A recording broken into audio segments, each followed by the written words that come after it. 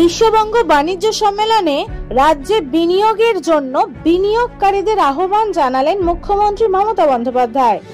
ভবিষ্যতের জন্য বাংলায় যে বিনিয়োগের আদর্শ জায়গা সে কথা তুলে ধরলেন মুখ্যমন্ত্রী। বিশ্ববঙ্গ বাণিজ্য সম্মেলনে বাংলার প্রশংসায় পঞ্চমুখ দেশের বড় বড় শিল্পপতিরা। এই সম্মেলন থেকে 1 লক্ষ কোটি টাকা লগ্নির ঘোষণা করেছেন মুকেশ আম্বানি। তিনি জানিয়েছেন, আগামী 9 মাসে কলকাতায় তৈরি করা হবে AI ডেটা সেন্টার। এছাড়াও বস্ত্রশিল্প ও সোলার এনার্জি সেক্টরও বিনিয়োগ করবে রিলায়েন্স। বিশ্ববঙ্গ বাণিজ্য সম্মেলন থেকে বাংলায় আরও লগ্নির ঘোষণা। এই রাজ্যে 15,000 কোটি টাকা লগ্নি করবে আম্বুজা নেউটিয়া গ্রুপ। তৈরি হবে নতুন 5টি হাসপাতাল, 5 তারা 7টি হোটেল ও একটি গল্ফ থিমের টাউনশিপ।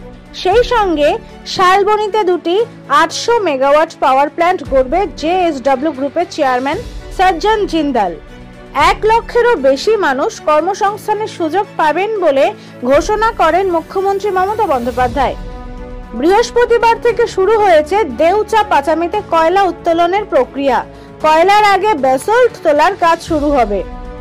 90% কাজ স্থানীয় বাসিন্দাদের নিয়েই করা হবে। বীরভূমে বিশ্বের দ্বিতীয় বৃহত্তম এই কয়লা খনিটি খনিমুখ খুলতে উপরে থাকা পাথর ও মাটির স্তর সরানোর কাজ করবে প্রথমে।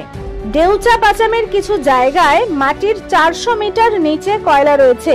সেখানে ভূগর্ভস্থ কোলে গ্যাসিফিকেশন সম্ভবপর কিনা তা দেখতে প্রথমে একটি পাইলট প্রকল্পের কাজ শুরু করা হবে।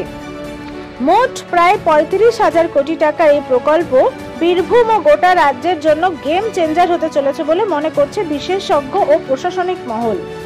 দেউচা পাচামি প্রকল্পে জমিদাতাদের নিয়োগপত্র দেওয়া হয়েছে।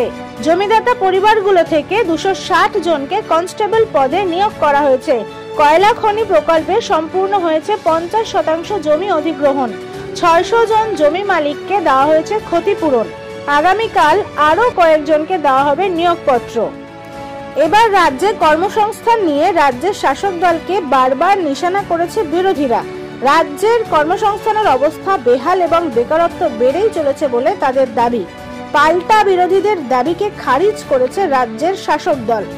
আশা করা যায় দেউচা পাচামিতে কয়লা উত্তোলনে অনেক সাধারণ মানুষ সহ সুফল পাবে গোটা দেশ। ব্যুরো রিপোর্ট, ক্যালকলিং টিভি, কলকাতা।